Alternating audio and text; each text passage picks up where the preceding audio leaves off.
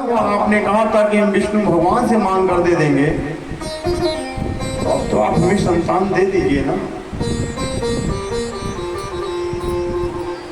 देवर्षि नारद जी ने कहा क्या करें, हम तो गए थे आपके लिए, लेकिन उन्होंने कहा सप्त जन्मों न पुत्रो न पुत्री, 7 जन्म तक तुम्हारी संतान नहीं है। एक जन्म की तो बात ही नहीं आ रही। उस ब्राह्मणी ने कहा बाबा भला आप हमारे लिए वहां तक गए, तो जब हमारे कर्म में ही नहीं लिखा है, हमारी किस्मत में ही नहीं लिखा है, तो आपका क्या दोष है कि ऊधो कर्म की गति बड़ी न्यारी, ऊधो कर्म की गति बड़ी न्यारी, ऊधो कर्म की गति बड़ी न्यारी, काहे को राजा राजे रजते हैं, काहे को राजा राजे रजते हैं, काहे को राजा राजे रजते हैं, काहे को राजा राजे रजते हैं, काहे को ऊधो भिखारी, ऊधो कर्म की गति बड़ी न्यारी, ऊधो कर्म की गति बड़ी न्यारी।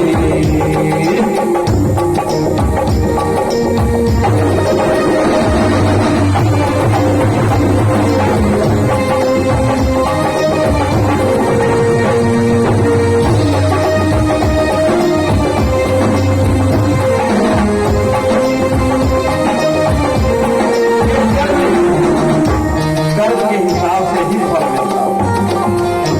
कहते हैं दो फूल संखिले हैं, दो फूल संखिले हैं, अरे किस्मत जुदा जुदा है, अरे एक का बना है शहरा, एक का बना है शहरा, एक कब्र पे चढ़ा है कि ऊधो कर्म की गति बड़ी न्यारी, ऊधो कर्म की गति बड़ी न्यारी, ऊधो कर्म की गति बड़ी न्यारी। कर्म के हिसाब से ही फल मिलेगा। देखिए एक ही बगीचे में, एक ही पेड़ पे अगर 2 फूल फूल गए, अब उन फूल का भी भाग देखिए, एक तो गोविंद जी का सेहरा बन जाता है, उनके गले का हार बनता है, और एक पुष्प उसी में से तोड़ा जाता है जो कब्र पे भी चढ़ाया जाता है। अब भाग देखिए अलग अलग होगा नहीं होगा। 2 भाई एक ही माँ के संतान हैं, एक भाई कार से ठाट बाट चल रहा है और एक भाई दूसरे के यहाँ नौकरी करते हैं। ये कर्म का प्रभाव है कि नहीं है? भाई चाहे भी कि मेरा भाई दूसरे के यहाँ न जाए, लेकिन अगर कर्म गड़बड़ है, अगर भाग्य उसका साथ जब तक नहीं देगा ना, आप चाहे जितना चाहें, चाहे जितना प्रयास कर लें, आप किसी का भाग्य नहीं बना सकते। बना देंगे? एक दुर्भिक्ष जा रहा था, माता पार्वती जी ने कहा भोले बाबा से कि हे बाबा, ये कितना लाचार व्यक्ति, इसको कुछ दे दो, ये देखिए लाचार है, दरिद्र है, इसको दे दो कुछ ना। उन्होंने कहा देवी क्या दे दे, इसके भाग्य में नहीं है, इसके भाग्य में नहीं है।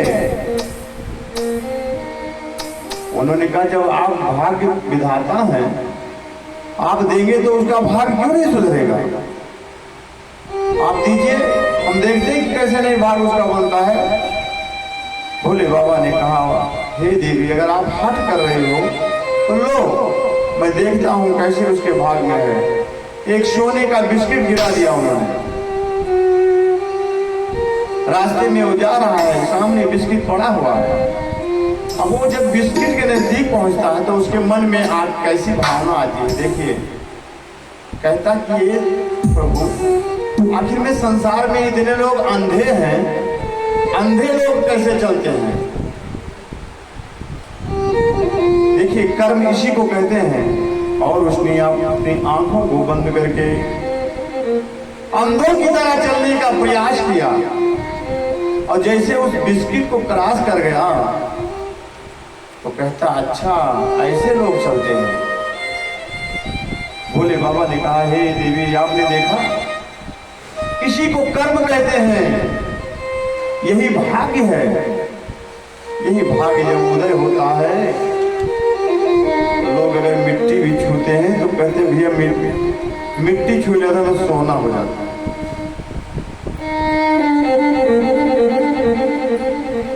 मिट्टी से भी सोना पैदा होता नहीं होता? अरे आप मिट्टी का ही बिजनेस करिए, अगर प्रभु की कृपा हो गई गोविंद जी की तो आपका सोना ही सोना होगा।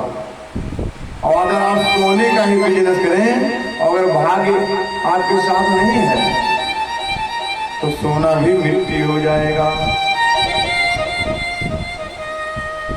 कि कर्म से राजा राज्य रजते हैं, कर्म से राजा राज्य रजते हैं, कर्म से कूदो भिखारी, कूदो कर्म की गति बड़ी न्यारी, कूदो कर्म की गति बड़ी न्यारी, कूदो कर्म की गति बड़ी न्यारी,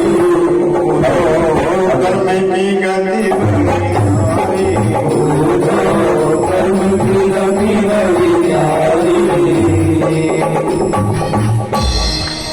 जब आपका कर्म सही होगा, भाग्य सही होगा तो आपको सब कुछ मिल जाएगा, बगैर मांगे मिल जाएगा। आप हमें बताइए, आप इस हल्लकपुरा ग्राम में रहते तो जो गोविंद जी की कृपा आपके ऊपर है ये हो पाती? आपने कर्म किया, प्रयास किया, आपके घर में भगवान की कृपा से सब कुछ है। अब आप कर्म न करो, भोजन न पकाओ तो क्या वो आपके मन में आपके बना बनाया घुस जाएगा? कि कर्म प्रधान अरे विश्व कर राखा, और जो जैसे करानी, कि जो जैसे करानी तस फल जाता, जो जैसे करानी तस फल जाता, जो जैसे करानी। आज वो ब्रह्मणी कहती है बाबा से, हे बाबा, जब हमारे कर्म में नहीं लिखा है तो आपका क्या दोष है? भला आप हमारे लिए विष्णु भगवान तक गए तो कहे तो? समय का चक्र बदलता है। देखिए, मनुष्य नहीं बलवान होता है, कि मनुष्य नहीं बलवान हो तो समय होए बलवान। अभी लो लोटी गोपिका, वही अर्जुन वही पान। समय जब बदल जाता है ना, चाहे अर्जुन हो चाहे धर्मराज युधिष्ठिर हो, वही एक समय आया कि एक भीलिया आया, सारी गोपिकाओं को लूट करके चला गया, अर्जुन देखते रह गए। वही एक समय था कि अर्जुन के गांडीव के सामने अकेले कुरु सेना धराशायी हो गई थी विराट युद्ध में। अकेले बहनल्ला बन करके सारी सेनाओं को जीत लिया था।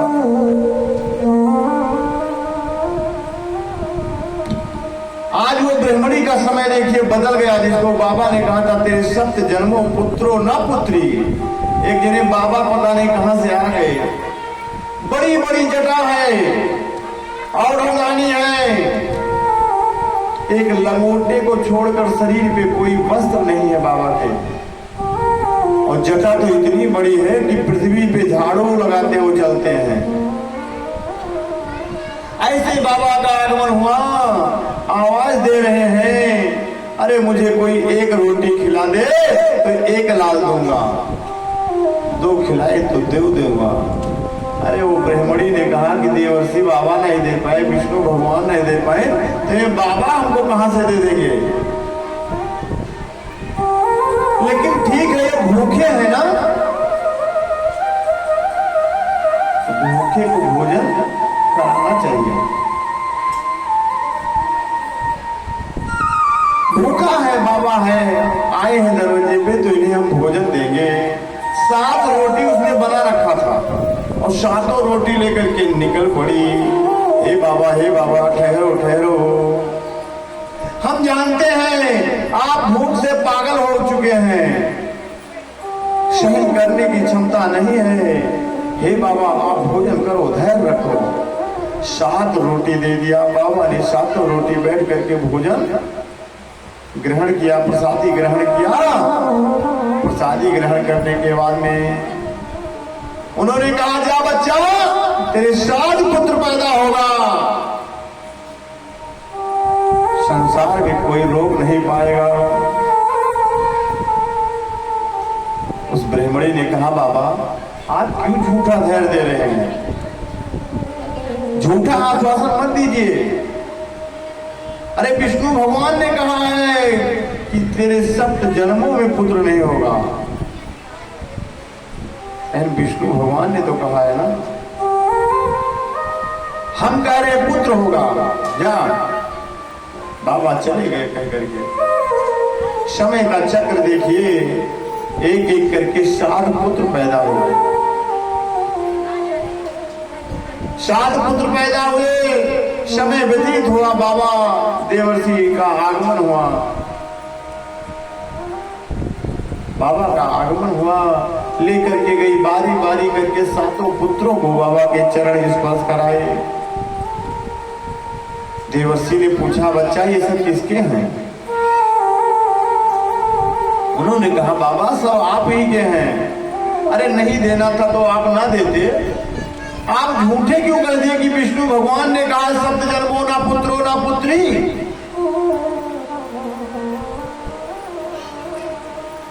देवर्षि बाबा को क्रोध आ गया कि एक हमारे कहने से एक संतान भगवान ने नहीं दिया।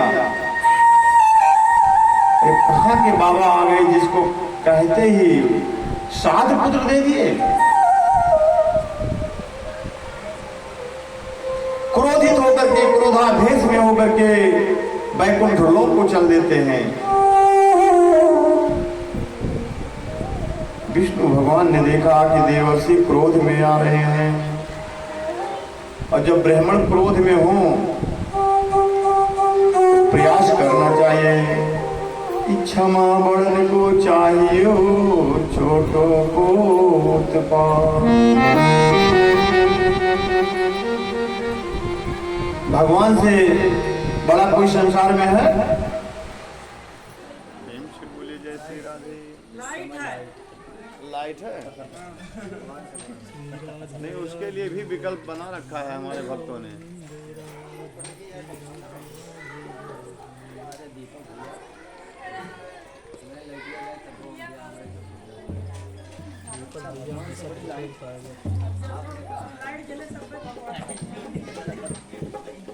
नहीं ऐसा नहीं है, अंधेरे में ही भगवान आए थे। अंधियारी रात थी, मंद मंद बारिश हो रही थी। विपरीत मौसम में भगवान आए, कौनो चीज नहीं ठीक है। आनी वर्षा आंधी आवे, अंधियार आवे।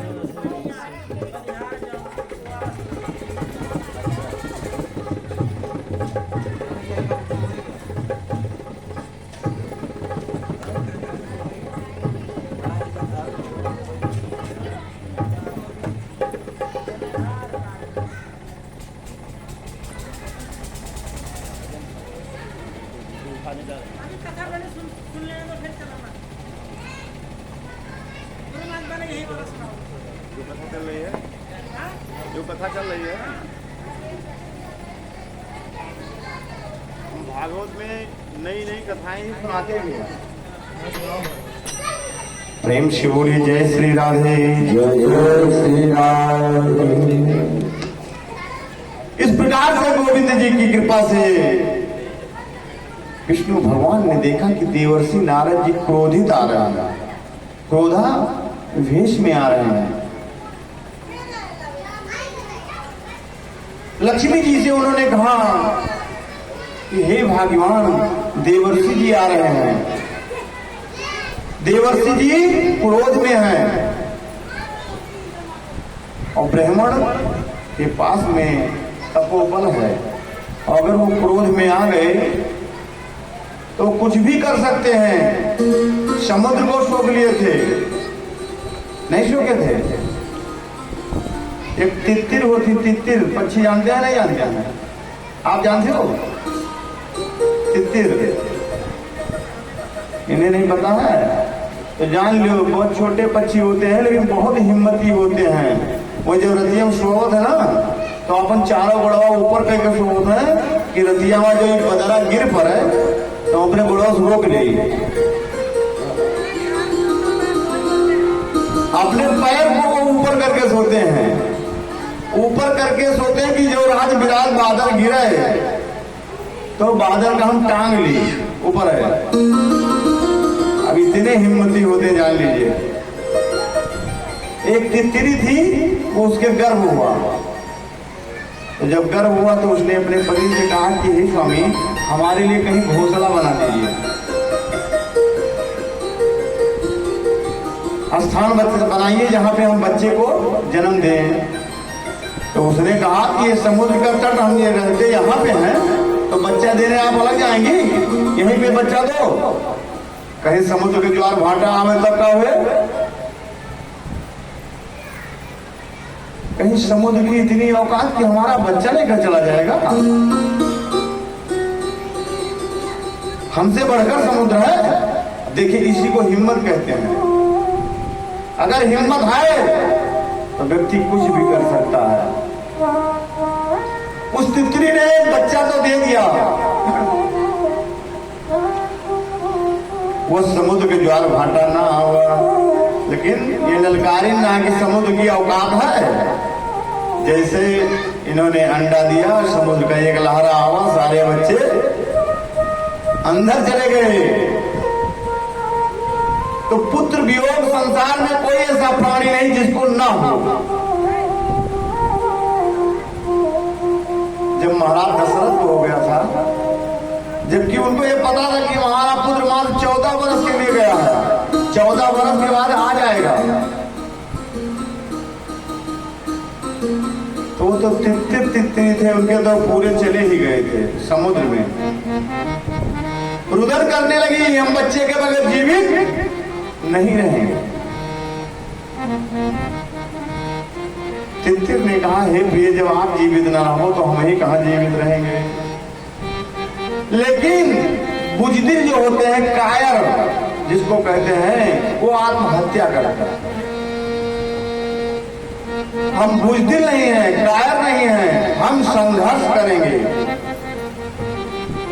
एक चोंच पानी समुद्र का ले लें और दूर ले जाकर के छोड़ आए, और वहां से एक चोंच बालू लिए वो का लेके आके समुद्र में छोड़ा है।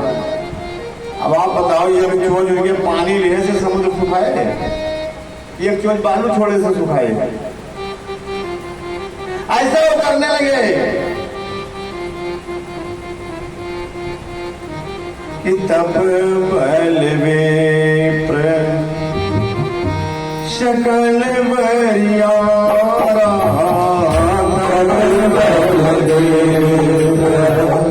सकल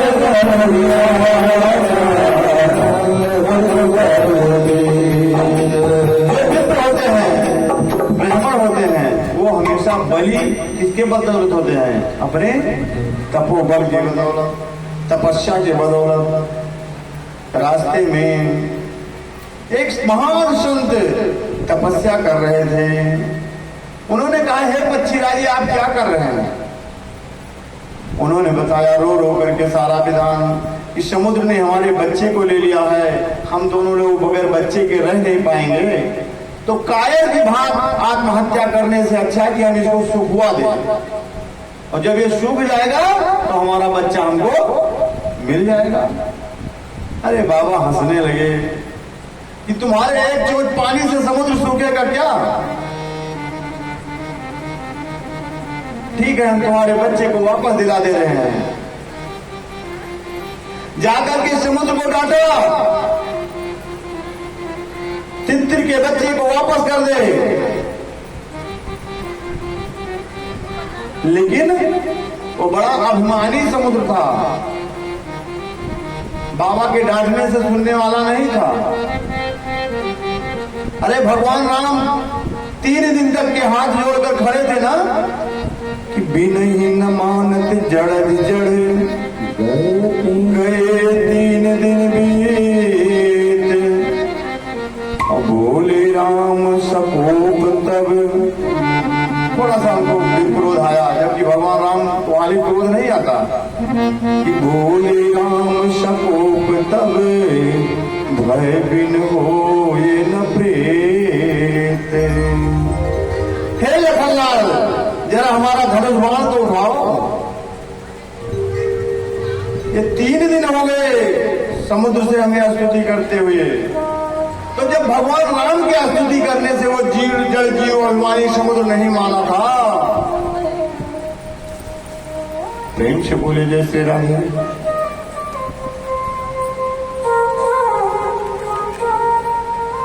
तो आज बाबा कहते हैं तितर के बच्चे को वापस दे दो। अब बाबा के कहने से भी वो नहीं माना, तो बाबा को क्रोध आ गया। क्रोध आया तो क्या किया? पंडित जी की पूजा कराओ थे, आचमन कराते नहीं कराते हैं? 3 दिन कराओ ना, 3 बार। क्या बोलते हैं?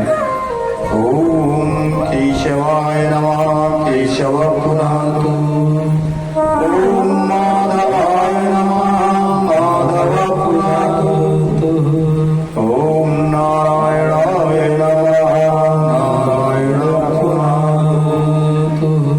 अब बाबा को जो क्रोध आया, जटाओं को खोल करके मारे क्रोध के आंख को अंगारा बना करके 3 बार में पूरे समुद्र को सोख लिया, पी लिया।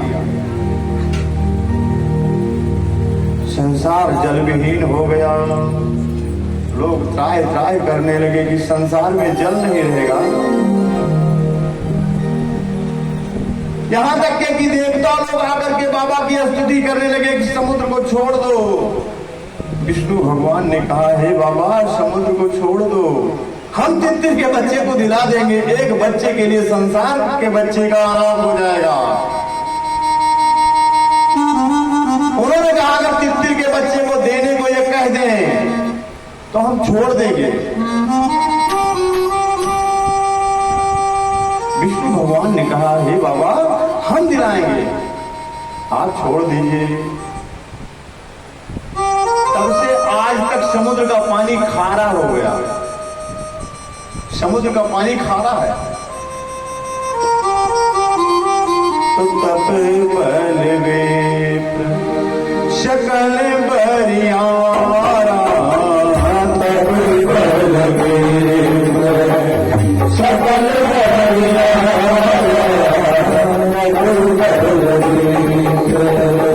तपस्या के बदौलत ब्रह्मा जी सृष्टि की रचना करते हैं।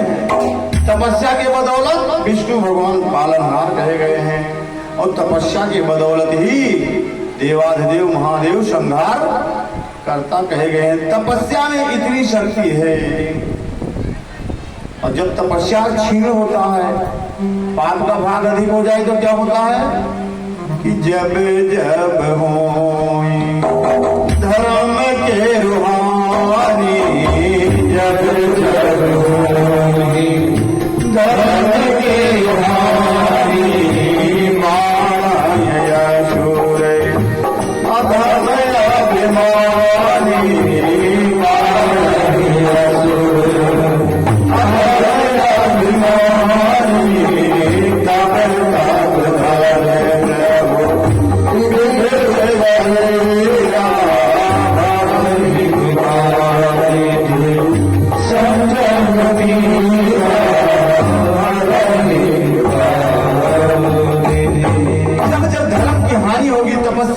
हानि होगी तो हमारे प्रभु का अवतार होता है। आज देवर्षि बाबा अपने तपोबल को, संपूर्ण तपस्या को क्रोधावेश में लेकर के बैकुंठ लोक पे चल दिए। बैकुंठ लोक पे जाते हैं तो माता लक्ष्मी जी से विष्णु भगवान कहते हैं कि देवर्षि बाबा क्रोध में आए हैं, इनके क्रोध को शांत कैसे किया जाए, कहीं हमको श्राप न दे दें। उन्होंने कहा आप जैसे देवर्षि बाबा आएंगे उनसे बता देना कि प्रभु के कलेजे में दर्द है और हम क्षीर सागर में जा रहे हैं। देवर्षि का आगमन हुआ। उन्होंने कहा माता प्रभु हमारे कहाँ हैं? अरे मैंने एक संतान देने को कहा नहीं दिया, कौन सा ऐसा परम भक्त आ गया जिसके कहने से 7 संतान दे दिया उन्होंने।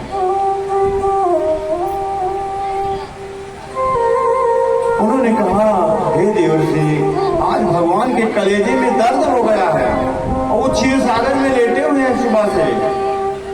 अरे जैसे ही इनको मालूम चला कि हमारे भगवान के कलेजे में दर्द, क्रोध शांत हो गया। अरे भागे भागे जाते हैं, स्तुति करते हैं कि हे प्रभु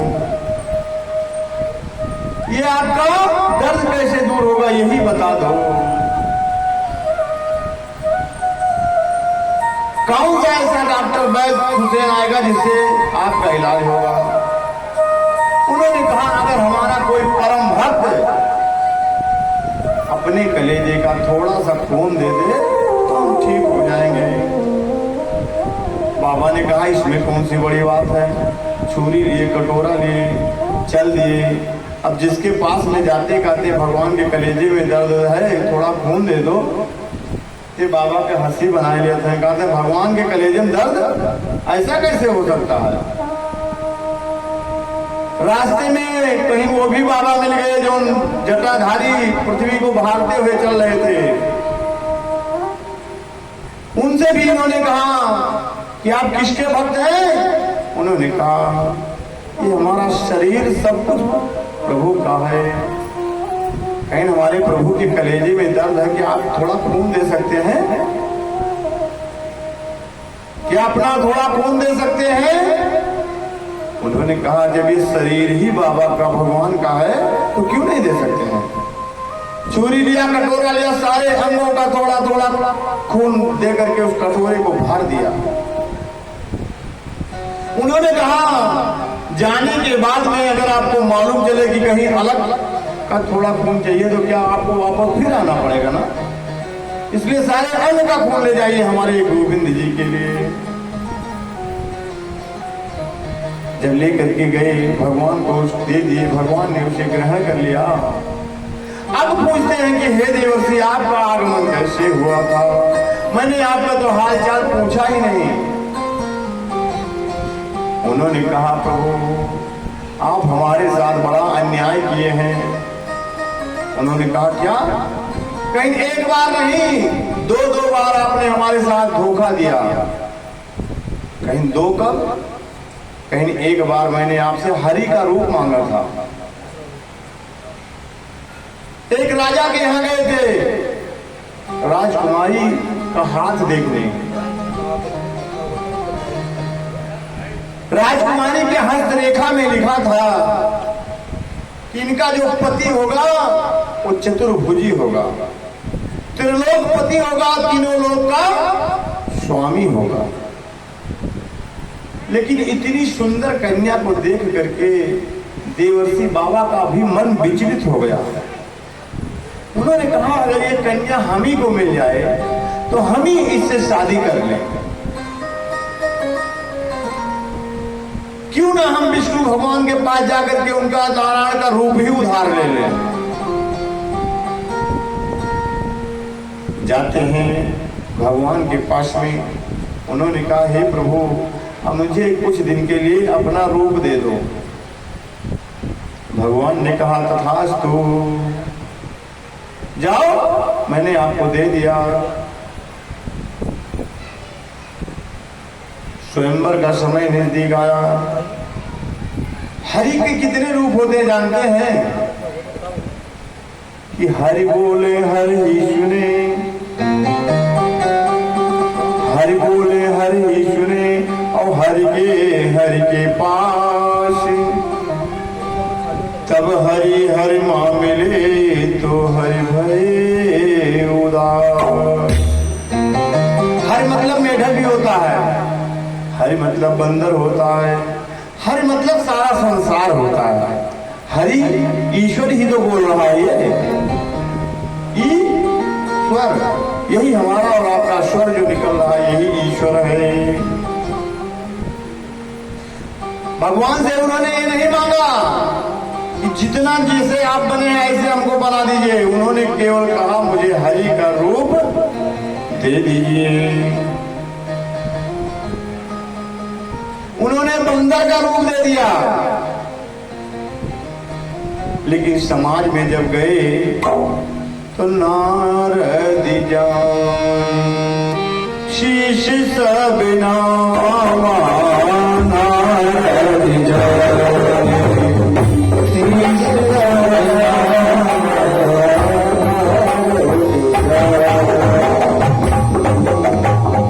सभी को तो ये देवर्षि नारद दिखाई दे रहे हैं, लेकिन राजकुमारी जब निकली स्वयंवर में जयमाला लेकर ना, तो उसे बंदर दिखाई पड़े। सबसे आगे जाए बैठे कि कहो राजकुमारी को माला पहना दी, दादी मोहम्मद देखे तो पछताने लगे, इसलिए सबसे आगे बैठते हैं। राजकुमारी ने सोचा हमारे पिताजी बंदर को बुलाए हैं, बंदर से मेरी शादी कराना चाहते हैं। अरे वो इधर से जाने के बजाय दूसरे रास्ते से जाने लगी। अब बाबा सोचे बड़ा गड़बड़ हो गया, हमें वहां बैठेगा। कूद करके उधर गए, जैसे बंदर कूदा फांदी बनाओ थे। वहीं शंकर भगवान के दो गढ़ बैठे हुए थे, वो हंस पड़े। अगर आप किसी को देख करके हंसेंगे ना, तो उसे आपके ऊपर अनंत क्रोध उत्पन्न हो जाएगा। इतने में साक्षात नारायण चतुर्भुज रूप लेकर के आ गए। राजकुमारी ने जयमाला पहनाया, विष्णु भगवान लेकर के चले गए। लेकर के गए देवर्षि नारद जी। जब हंसने का कारण पूजा क्रोधित में कभी हम तुम्हें श्राप दे देंगे, तो वो दोनों गण हाथ जोड़ ली। हे बाबा, अरे हमारा अपराध नहीं है, आपका ऐसा रूप दे दिया गया है, आपको ऐसा रूप दिया गया, कोई भी देखेगा तो हंसेगा। जरा आप जा करके जल में अपना रूप देख लीजिए। बाबा जाकर के जल में देखा बंदर का रूप, क्रोध में आ गए। विष्णु भगवान के पास क्रोधित होकर के चल गए। विष्णु भगवान ने कहा देवर्षि, जब आप जानते थे हस्तरेखा में लिखा था इसका जो पति होगा त्रिलोकपति होगा, तो क्या मैं आपको रूप दे देता तो आप त्रिलोकपति हो जाते? त्रिलोकपति तो केवल एक ही है ना। फिर जब संसार का सब कुछ जानने वाले थे, फिर आपने ऐसा अज्ञानतापूर्ण काम क्यों किया? देवर्षि नारद जी वहां तो नहीं बोले, लेकिन आज जब एक बालक नहीं दिए तो उनको क्रोध आया कि एक दूसरे बाबा के कहने से 7 पुत्र दिए, मेरे कहने से 1 पुत्र नहीं दिए। क्रोधावेश में आकर के वैकुंठ लोक में जब गए, भगवान ने पूछा, हे देवर्षि, अरे जिस बाबा ने आपको एक खून दिया, अगर आप हमारे अनंत भक्त होते तो आपको वहां जाने की क्या आवश्यकता थी? आप अपने कलेजे का खून नहीं दे सकते थे? मैंने कलेजे का यही तो कहा था, मेरा कोई भक्त अपने कलेजे का खून दे दे, हमारा दर्द दूर हो जाएगा। आप पूरी कटोरा लेकर के संसार में ढूंढने गए हमारे भक्त को, और वो भक्त हमारा देखिए जिसने सारे अंग का खून निकाल करके दे दिया। अरे तो कहो गनीमत है कि उसने 7 पुत्र ही दिया। अगर उसके मुखार बिंद से निकल जाता कि जा तेरे घर भगवान जन्म लेंगे, तो मुझे स्वयं वहां वहां पे जाकर के जन्म लेना पड़ता। समय इंसान का सम्मान करा देता है, समय इंसान का अपमान करा देता है। समय आया तो हमने ये जाना, समय इंसान का पहचान करा देता है। धर्म की ज्योति बुझ न सकी, समय की आंधी रुक नहीं सकती किसी के रोके से। धर्म की ज्योति बुझ न सकी तूफान के झोंकों से। उसे क्या कोई मिटा लेगा, उसे भगवान बचाएगा। उसे क्या कोई मिटा लेगा, उसे भगवान बचाएगा।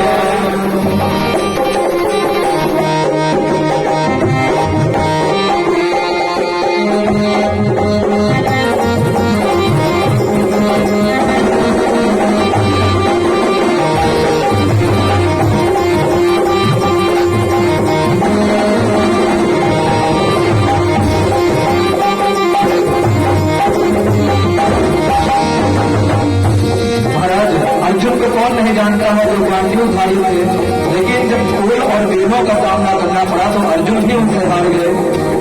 धर्म ध्वजाधारी अर्जुन भीम नकुल से बलधारी, हार गए कौरों से जुए में अपनी घरवाली नारी।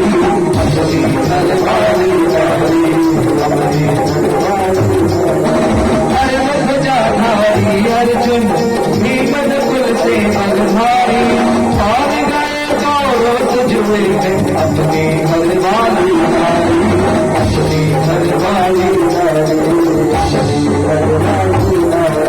वो द्रौपदी दुलारी क्या करती, द्रौपदी बिचारी क्या करती। वो द्रौपदी दुलारी क्या करती, द्रौपदी बिचारी क्या करती। जैसे हरण हो गया था माँ सीता का धोखे से, जैसे हरण हो गया था माँ सीता का धोखे से। धर्म की ज्योति बुझ न सकी तूफान के झोंकों से। उसे क्या कोई मिटाएगा, उसे भगवान बचाएगा। उसे क्या कोई मिटाएगा, उसे भगवान बचाएगा।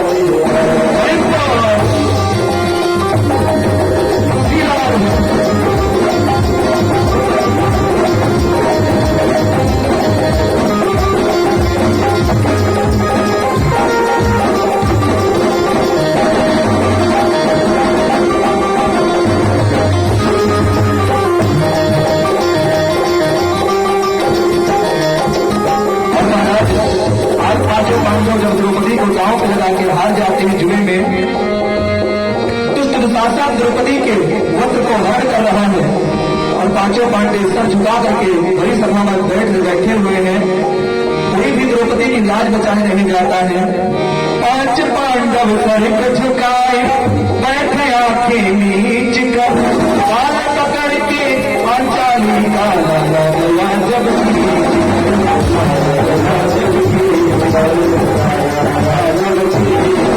पांचों पांडव बैठे सर झुकाए, कोई भी द्रौपदी की लाज बचाने नहीं जाता महाराज। पांच पांडव सर झुकाए बैठे आंखें नीच कर, बाल पकड़ के पांचाली का लगा गया जब नीच कर।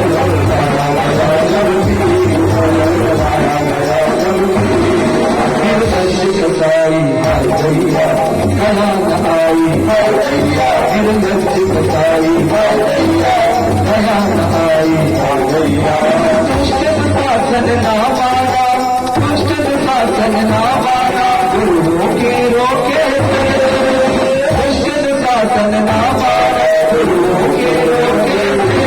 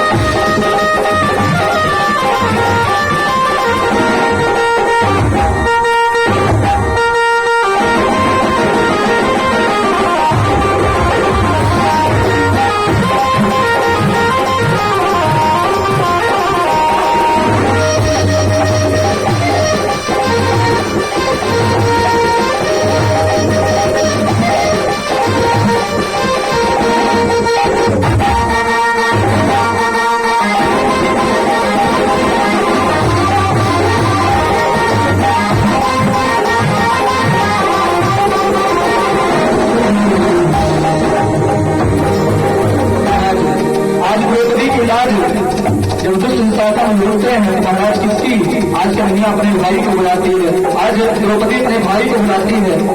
द्रौपदी जी का भाई कौन है? हमारे बिहारी जी हैं।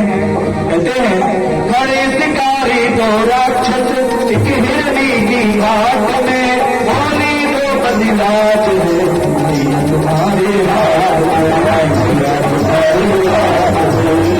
तुम्हारे हाथ, जल्दी से आओ बदनाम न हो रक्षा जल्दी से आओ बदनाम न हो रक्षा पुकार सुनी तो कमल कन्हैया आ गए मौके पे, पुकार सुनी तो कमल कन्हैया आ गए मौके पे, धर्म की ज्योति बुझाई थी मान के सोचे थे भगवान बचाएंगे उसे क्या कोई बचाएगा, जिसे भगवान बचाएगा उसे क्या कोई बचाएगा, जिसे भगवान बचाएगा उसे भगवान बचाएगा, जिसे भगवान भगवान की जय हो। उन्होंने कहा हे देवर्षि, अगर वो कह देते साक्षात भगवान आपके यहाँ जन्म लेंगे तो मुझे जन्म लेना पड़ता। उन्होंने कहा हे प्रभु, हम केवल नारायण नाम को छोड़ करके आज तक मैंने दूसरा नाम जपा नहीं, फिर भी ये ज्ञान मुझे क्यों नहीं हुआ? अज्ञानता में अंधकार में मैं कैसे रह गया आज तक? ये मुझे ज्ञान क्यों नहीं हुआ? मैं भी आपका भक्त था, मैं भी खून दे सकता था। उन्होंने कहा देवर्षि, बिने गुरु होते की ज्ञान कि ज्ञान की हो ही विराग बिनु गाँव वेद पुराण। बिना गुरु के ज्ञान नहीं होता। क्या होगा? ये बताइए, आप संसार को ज्ञान को बांट रहे हैं, लेकिन आपने गुरु मंत्र लिया अभी तक? देवर्षि ने कहा कि अभी तो नहीं लिया प्रभु, संसार में कोई ऐसा व्यक्ति नहीं मिला जिससे मैं गुरु मंत्र ले सकूं। जहां भी हम जाते हैं, जिसके पास जाते हैं, वही मुझे प्रणाम करने लगता है। क्या करें, किसे अपना हम गुरु बना लें? आप ही बताइए प्रभु कि हम किसको अपना गुरु बनाएं? उन्होंने कहा हे देवर्षि, जाओ कल सुबह प्रातः काल में उठना, और जो व्यक्ति पहला व्यक्ति आपको मिल जाए वही आपका गुरु हो जाएगा। क्योंकि गुरु बनाने से नहीं होते हैं, गुरु मानने से होते हैं। आप जाओ और गुरु मान लेना। देवर्षि नारद जी चले आते हैं। सुबह हुई, प्रातः काल में भगवान को नमन किया, हे प्रभु आपके द्वारा गुरुदेव का दर्शन अभी मुझे होगा। अब घर से निकले तो सबसे पहले उन्हें कौन मिला जानते हो? प्रेम से बोले जय श्री राधे। श्री राम।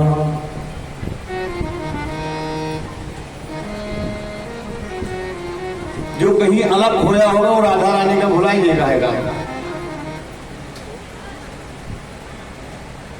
जैसे सुबह सुबह उठते हैं, घर से बाहर निकलते हैं तो क्या देखते हैं कि झिंगुरी लादे कांधे पर मछली पकड़ने जा रहे थे। अब बाबा देवर्षि बाबा का वही मिल गए। सबसे पहले देवर्षि बाबा को एक मछुआरे का दर्शन हो गया। अब सोचत है हे भगवान अब क्या करें? विष्णु भगवान का वरदान है कि सुबह जो पहला व्यक्ति मिलेगा वही तुम्हारा गुरु होगा। और हम इन्हें मछली मारने वाले का अपन गुरु बनाए ली। लेकिन भगवान के वरदान से मिले हैं। अगर हम इनको अपना गुरु नहीं बनाते हैं तो भगवान का वरदान निष्फल हो जाएगा।